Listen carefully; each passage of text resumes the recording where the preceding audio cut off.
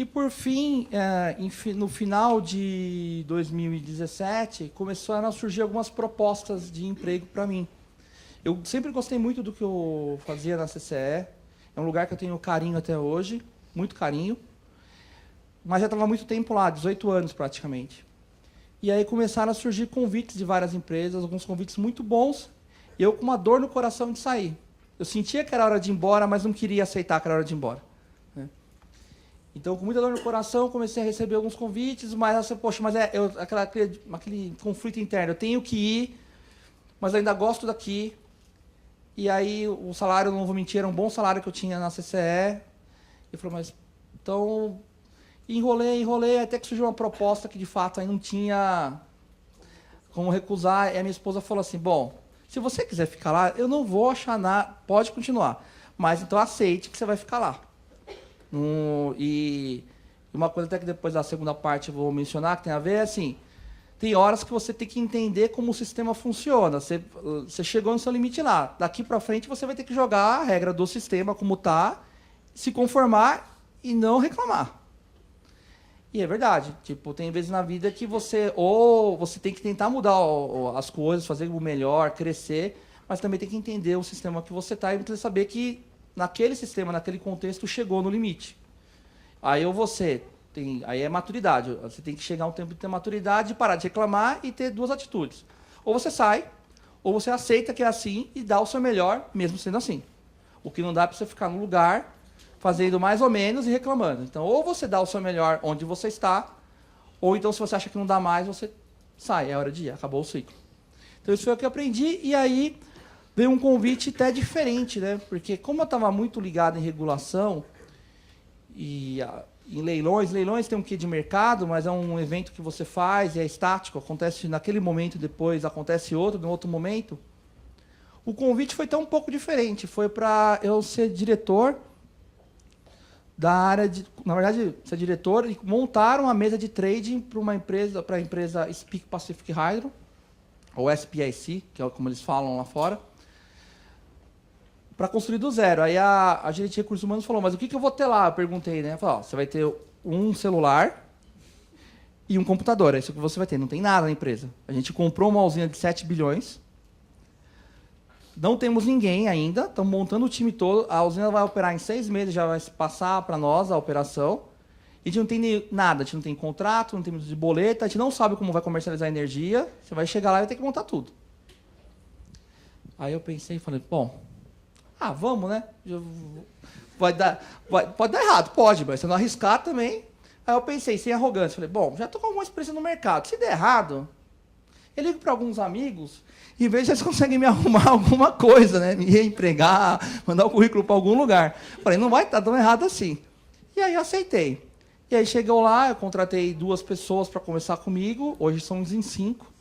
E foi um recomeço, porque eu já estava, vamos dizer assim, um pouco mal acostumado. Quando você fica muito tempo num lugar e sem ser arrogante, você constrói coisas, você começa a ganhar uma moral interna, então você fica um pouco mal acostumado. Então, na antiga empresa, tinha 2 gerências embaixo de mim já com 21 pessoas.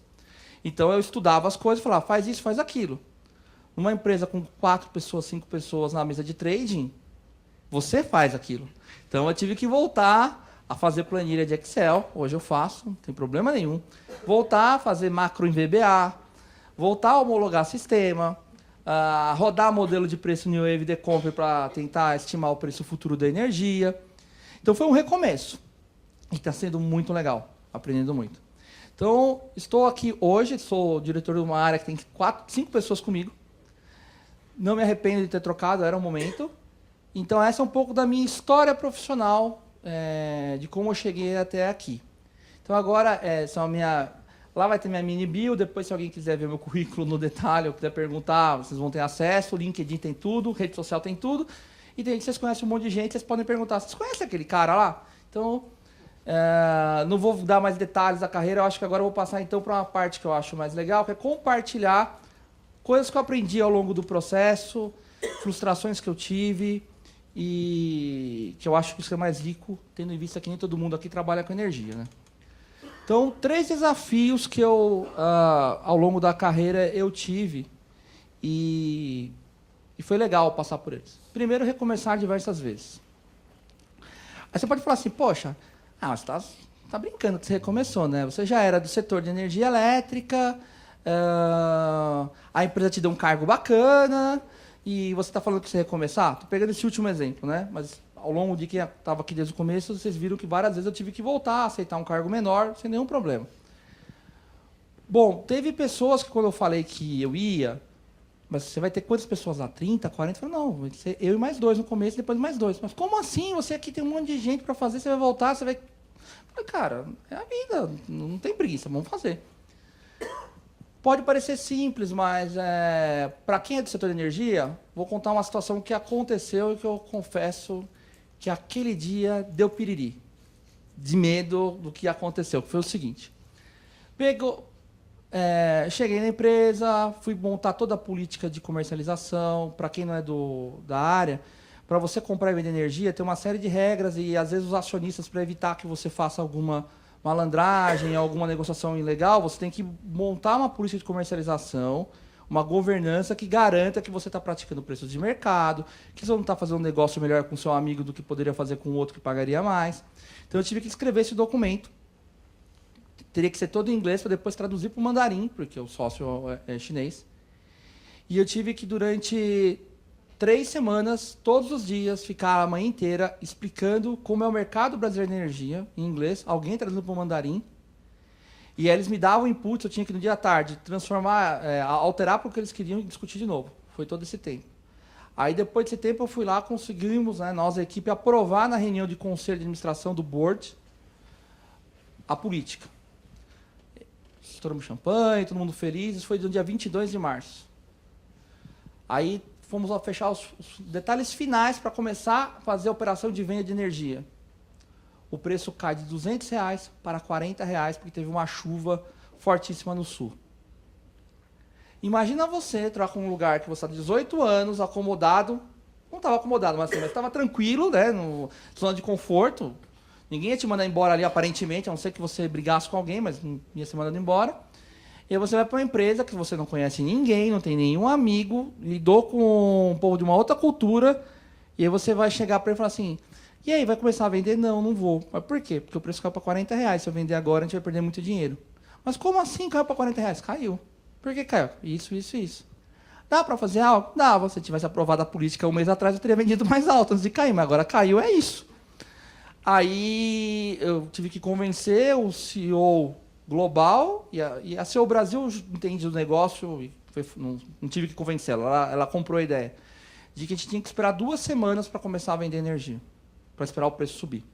Então imagina você, por mais que você tenha apoio nesse momento da sua CEO, você veio de um lugar que estava tranquilo, aí você vai para um lugar que você não tem ninguém, está você e mais 2 pessoas que você trouxe, com um monte de gente desconhecida, e você vê que você pode, no primeiro ano, não bater as metas e, querendo ou não, vai arranhar a tua...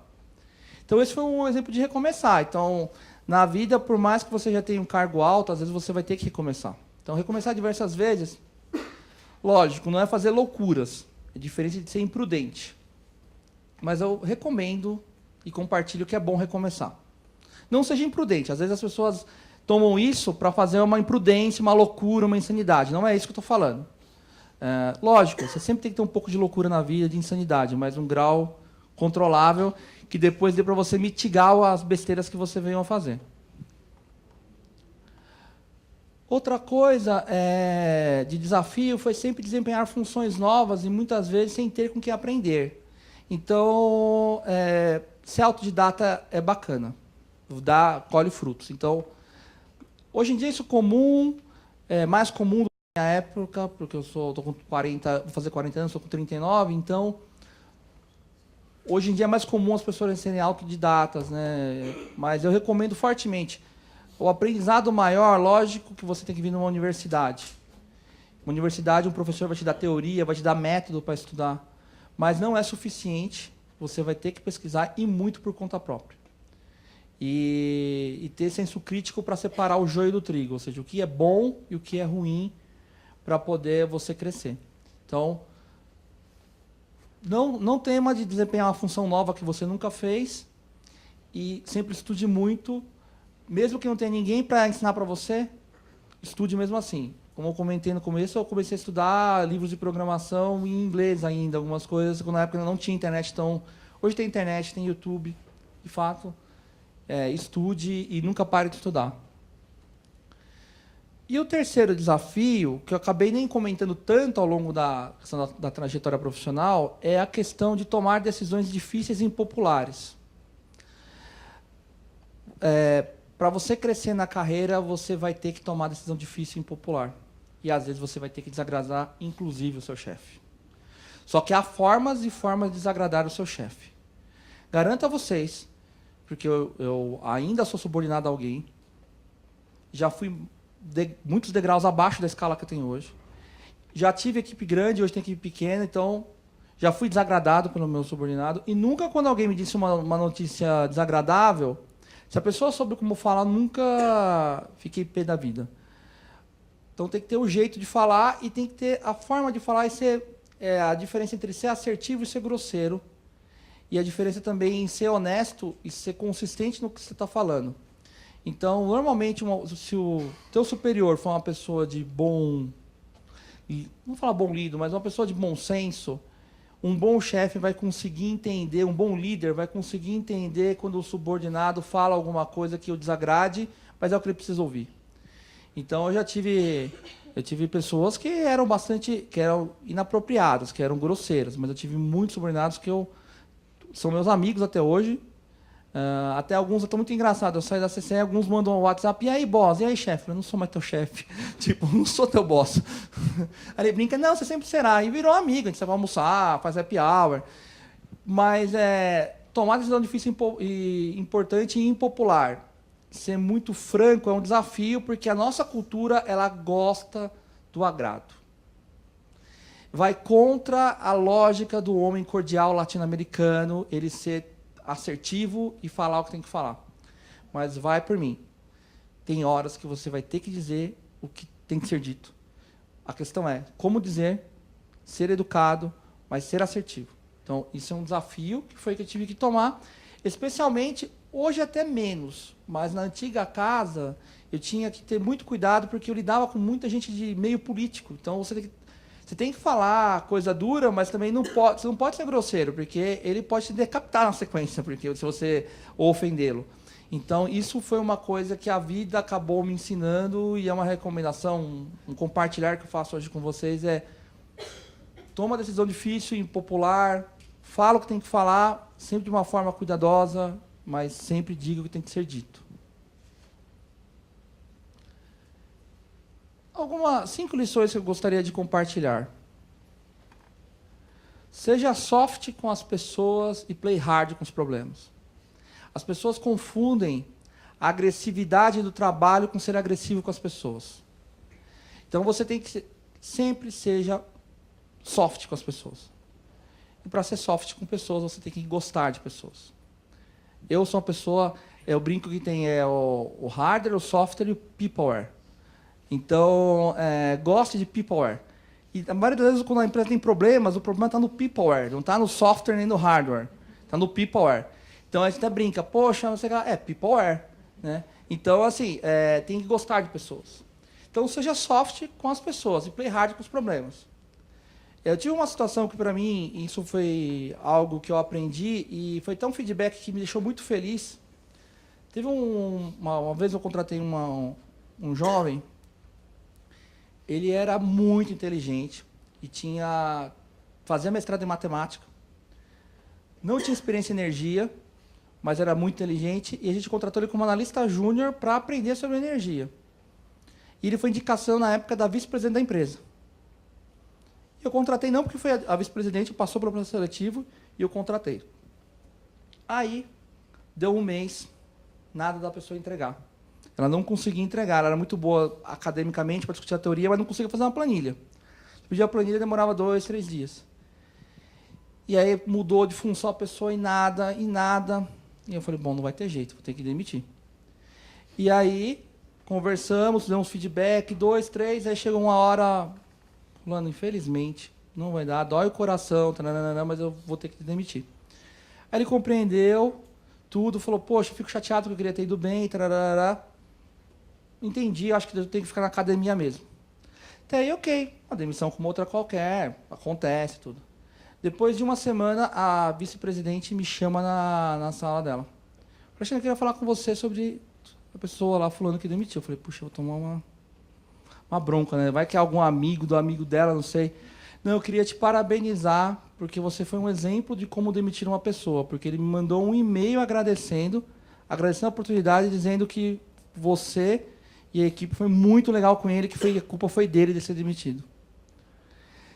Lógico, ele foi muito generoso também. Nem todo mundo é assim. Já tive processo de demissão que a pessoa... não foi eu que demiti ela se demitiu. E eu tenho certeza que se ela me visse na rua nas primeiras 2 semanas, ela passaria o carro por cima. Mas seja soft com as pessoas e play hard com os problemas. Então, assim, na entrega, você tem que entregar. Então, ou seja, deu o prazo, se você se comprometeu, entrega no prazo. Faça o possível para entregar mais até do que te pediram, porque é aí que você vai ser promovido, que você vai mostrar.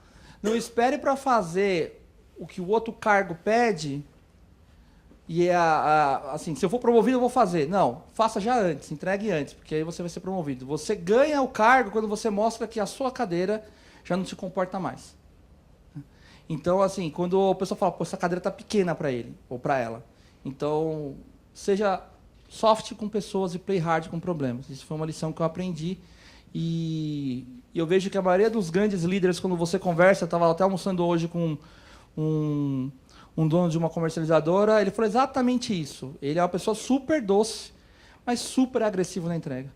Aí você fala isso, não é possível que esse moço, esse senhor, tão doce, possa ser tão agressivo na entrega, mas ele porque ele sabe separar. Uma coisa é trabalho, outra coisa é pessoa. Trate bem as pessoas, mas seja agressivo na entrega. O segundo ponto é, faça network quando você não precisa. Então, o que quer dizer isso? Você tem que fazer network agora, que está na universidade, hoje, mesmo que você não esteja procurando emprego. Network você tem que fazer todo dia e ele tem que ser algo genuíno. Não é trampolim de carreira e nem falsidade para puxar saco de alguém, para aquele alguém gostar de mim, mesmo que eu não suporte a pessoa. Faça network a todo momento. Aí alguém pode falar, pô, mas é fácil, Vina, porque você tem hoje um cargo, todo mundo quer estar perto de você. Então, as pessoas gostam de cargo. Infelizmente, a nossa sociedade ela é apegada a cargo, ela gosta de status. Você é muitas vezes valorizado pelo que você tem, ou o cargo que você tem, não pelo que você é como pessoa. Verdade. Mas, desde quando eu era analista, eu mantinha contato com as pessoas. Na antiga casa, tinha uma situação tão engraçada que alguns dos meus pares e amigos falaram assim, mas por que você está almoçando com o fulano do mercado? Ele não pode te dar nada, por que você está almoçando com ele? Eu falei, não é isso, eu quero aprender com ele, quero fazer um novo amigo, abrir portas para o futuro, eu não quero... E, basicamente, eu coloquei para mim, e isso faço até hoje, eu sempre almoço com alguém diferente uma vez por semana. Então, eu coloco isso como meta, eu tenho que almoçar com alguém diferente uma vez por semana, e eu tento desenvolver laços genuínos de amizade, não é aquela coisa... Ligo para a pessoa quando eu preciso de emprego. Ou quando eu preciso de alguma coisa. Muitas vezes eu entro em contato, é até engraçado isso do nosso mundo, que o nosso mundo é tão vazio, muitas vezes, nossa sociedade moderna, tanto pelo interesse, que às vezes eu entro em contato com alguém e falo, oi, tudo bem? Oi, tudo, o que você precisa? Não, só passei para falar um oi. A pessoa fica, poxa, mas você lembrou de mim? Lembrei, e era genuíno, eu lembrei mesmo. Mas você só consegue fazer isso quando você faz de forma genuína e você gosta de pessoas. Então, goste de pessoas, desenvolva um network quando você não precisa. E aí eu vou dar um exemplo de uma situação que aconteceu recentemente com 2 amigos meus. Ambos perderam o emprego. E aí ligaram para mim e falaram, você precisa me dar um jeito de me recolocar. Eu falei, fulano e fulana, era uma mulher e um homem. Eu não sou Deus. Eu não tenho esse poder. Não, mas você tem cargo, você vai lá com fulano. Você vai... Cara, é um processo de construção. Se você quiser... Eu começo a almoçar com você frequentemente, chamando alguém de uma empresa, te apresento para um, para outro, mas networking você faz quando você não precisa. Se você chegar desesperado e eu apresentar para alguém, você chegar assim, primeiro teu passo vai cair. Na hora. Está desesperado, isso é uma mercadoria que é duro falar isso, mas o mercado trabalha assim, teu preço cai, como se fosse uma mercadoria com valor mais baixo. Está desempregado, vale menos. E você chegou desesperado, vale menos ainda. Então, eu falei, mas, cara... Aí eu brinquei com ele. Falei, não vou falar eu te disse, porque é muito chato. E só quem é casado sabe como é chato ouvir eu te disse. Mas eu falei, fulano, lembra quando você falava pra mim que fica fazendo contato com fulano pra quê? Tá vendo? Se tivesse mantido uma rede genuína de contatos, não ficar só na sua panela, você agora teria mais pessoas para conversar e não seria tão difícil. Agora vai dar um trabalho. Não é impossível, vai dar um trabalho, mas você vai ter que ter paciência. Então a lição que fica é, faça network quando você não precisa. O outro caso foi da outra pessoa que foi demitida, que era uma mulher, uma amiga. Ela teve um pouco mais de sorte, conseguiu colocar mais rápido. Mas também eu falei para ela a mesma coisa. Fulana, eu falava para você, vamos almoçar comigo tal dia com fulano? Ah, não quero. Sempre é mais importante. Onde eu trabalhava antes, tinha um quilinho que se você fosse antes do meio-dia era mais barato. Eu falava, vamos almoçar com fulano. Não, vou almoçar no quilinho porque eu pago mais barato. E a pessoa tinha um salário bom do lado daquilo. Eu falei, fulana, mas aí você não vai, querendo falar, você tem que fazer network com pessoas do seu nível hierárquico para você melhorar na carreira. Não, ela queria, nada contra comer no quilinho, que é mais barato. Eu já como também. Mas uma vez por semana, almoça comigo lá com fulano que eu quero te apresentar para você. E ela teve mais sorte, mas assim, foi sorte. Porque uma empresa precisava de alguém com o perfil dela na mesma hora que ela foi desempregada. Então, assim, deu match, mas nem sempre dá match. Às vezes dá swipe. Não despreze os pequenos começos. Então, isso eu aprendi com o pastor lá da igreja. Ele falou, nunca despreze os pequenos começos. Então, o que eu quero dizer com isso? Poxa, um curso na Bovespa. Eu não vou fazer. Ou então, isso aqui é uma coisa pequena, para que você vai se envolver com isso? Nunca despreze os pequenos começos. No mínimo, você vai conhecer alguém novo, vai aprender algo novo que pode ser que naquele momento você não vai usar, mas você vai usar depois. Então, nunca despreze um pequeno começo. Sempre dê valor às pequenas coisas. E mesmo que aquilo depois não floresça, use aquilo como aprendizado para você, se for um erro, não repetir. E se foi porque a outra pessoa falhou, para você poder, na negociação que você vai ter no outro lugar que você for, negociar de uma forma melhor, para que você convença a nova pessoa que você está lidando a te dar condições daquilo florescer. Então, nunca despreze os pequenos começos. Tem pessoas que eu já vi assim, não, só vou trabalhar se for na... Eu sei que tem uma prima que fez fé, falou, só trabalho se for na McKinsey. Se não for na McKinsey, eu não vou trabalhar. Falei, prima, tem tanta, começa menor, depois você vai uma McKinsey. Não, só sua McKinsey. Nada, adoro a McKinsey. Inclusive, eu adoro os relatórios da McKinsey, lá na empresa já contratou a McKinsey. Começa humilde, pode começar. Mas eu fiz fé. Eu sei que a USP é muito boa, tudo, mas não está conseguindo emprego lá? Começa em outro lugar, aprende, depois você vai para a McKinsey, se candidata. Então, não despreze porque no começo, não queira sempre a melhor empresa. Óbvio, você tem que procurar o melhor. Mas se surgir o second best, avalia com cuidado.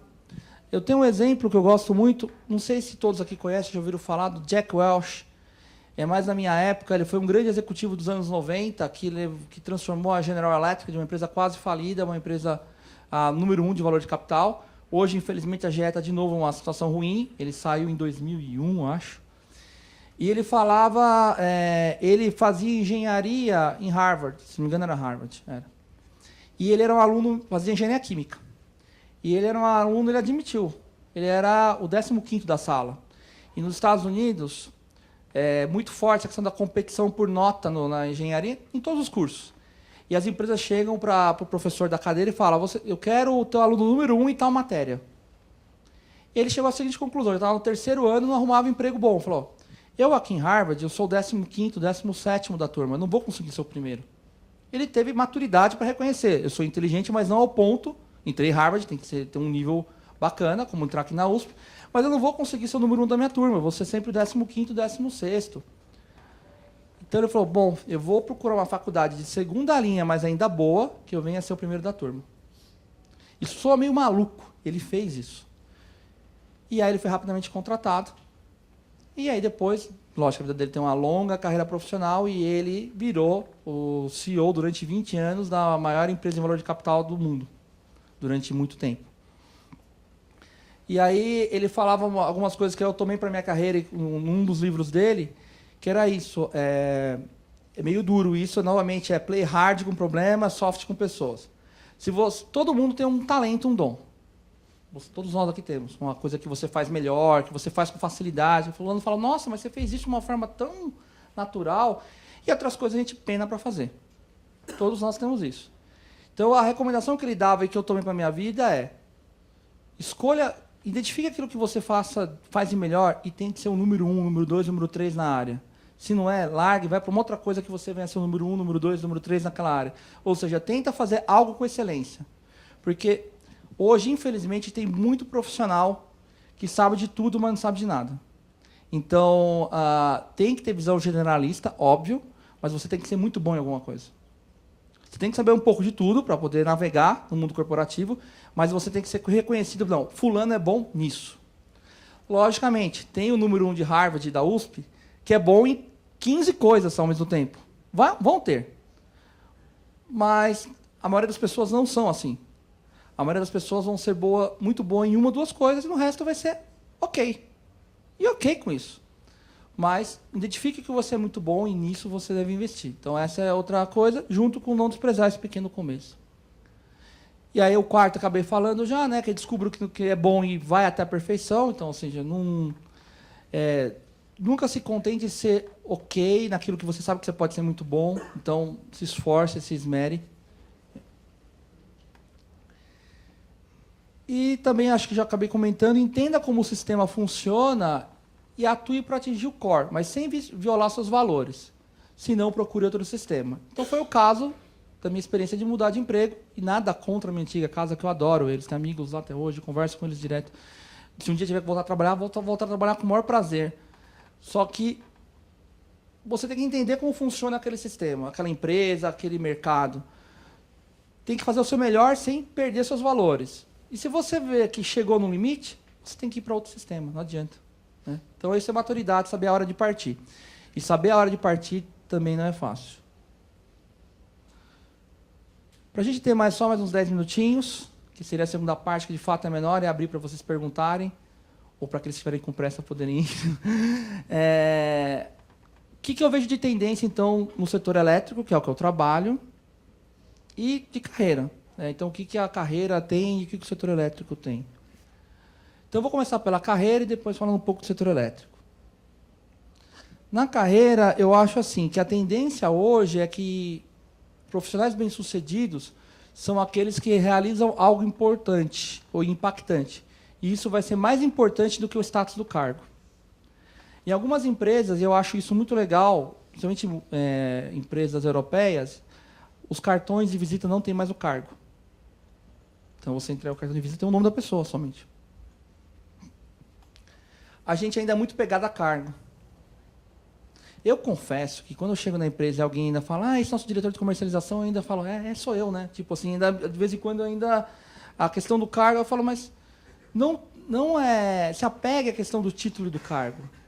Às vezes as pessoas ficam tão presas a isso e perdem oportunidades de emprego ou então vão para algumas aventuras simplesmente pelo cargo. Eu conheci uma pessoa que trabalhou comigo que trocou o emprego por outro para ganhar menos, porque ele ia ter lá um cargo de gerente, ele era analista sênior. Ele queria ter o status de ser gerente, que ele achava... E até hoje ele é gerente. Não nada demais, é muito bom o cargo de gerente, mas assim, ele era uma pessoa que poderia ter crescido mais, mas foi para um lugar que não tinha horizonte, porque ele queria o cargo. Então, quando vem uma oportunidade de emprego, verifique se aquilo que você vai fazer vai ser impactante, vai ser relevante para você e para onde você está, e não se pega tanto ao cargo.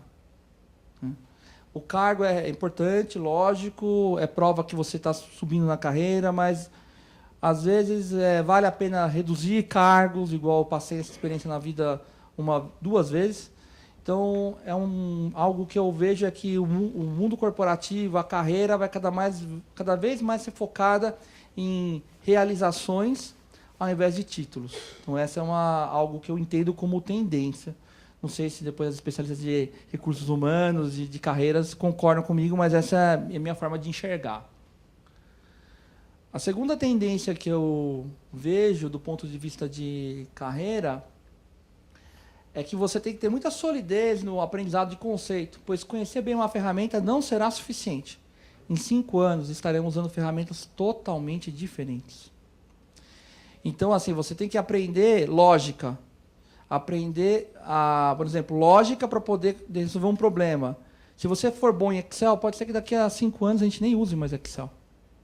Ou, por exemplo, eu comecei brincando lá também com Excel e com The Base 4. Muitos de vocês nunca nem ouviram falar o que é The Base 4.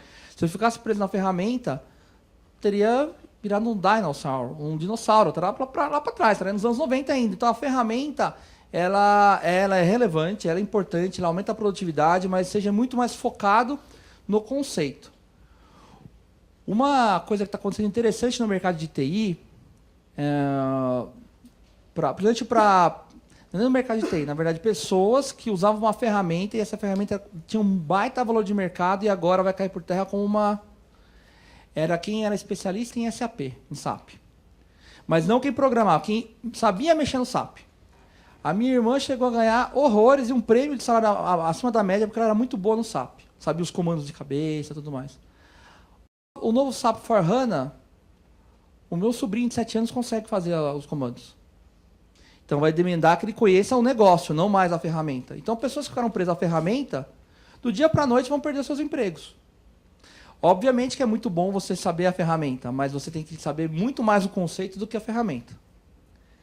Então, para os engenheiros, você tem que saber calcular a integral e as derivadas sem usar as calculadoras. É importante, mas tem que saber o conceito.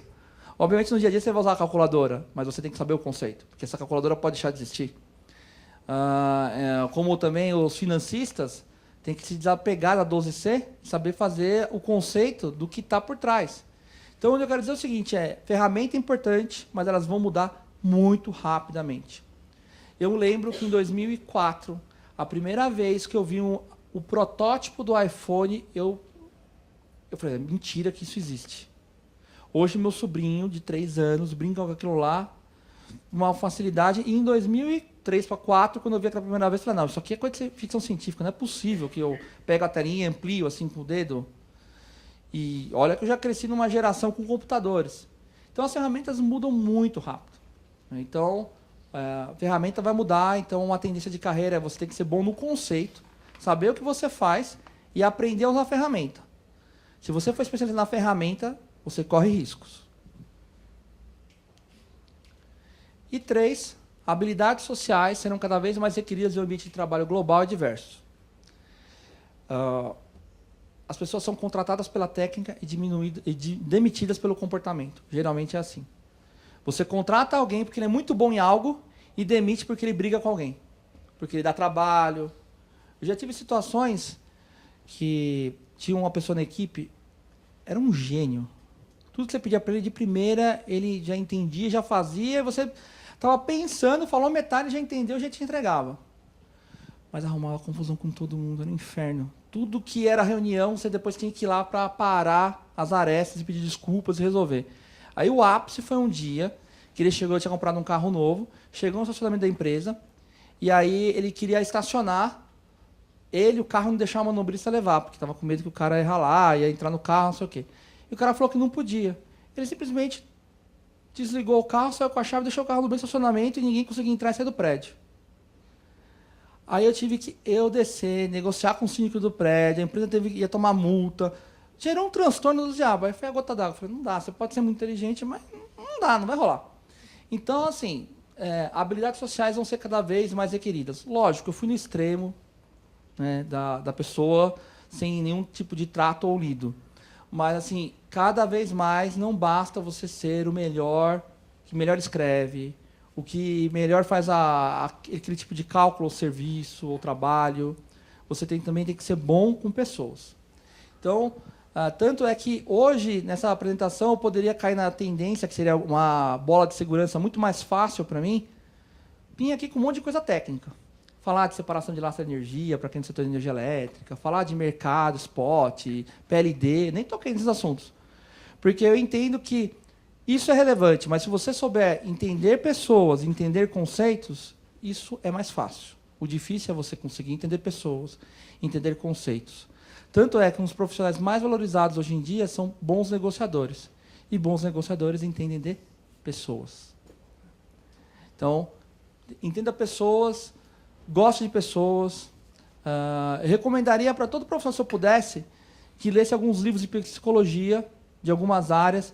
Não porque você vai ser psicólogo, nem queira ter essa arrogância de ser um psicólogo, mas para você conseguir entender melhor as outras pessoas. Tem um livro que eu li uma vez, eu nem sei se ele tem em português, chama-se What Everybody's Saying. É um trocadilho de corpo, everybody saying. Esse livro é fantástico, porque ele fala como que o nosso corpo nos trai. E que o nosso sistema límbico, ele sempre vai nos trair, porque ele é nato, ele vai trazer o comportamento. Então, as pessoas que vivem comigo falam, Alexandre, o seu olho fala. Você pode estar falando uma coisa, mas eu sei que você não gostou pelo teu olho. A minha CEO, com 7 meses de empresa, falou, Alex, tem alguma coisa hoje? Eu falei, não, Adriana. Não, porque na reunião de hoje você falou aquilo, mas eu não acreditei no que você falou. Eu falei, por quê? Porque eu vi que você estava incomodado. Aí eu falei, bom, já que você perguntou, então eu vou falar o que estava acontecendo. Mas saber ler pessoas é uma habilidade que vai te dar muitos pontos positivos na carreira.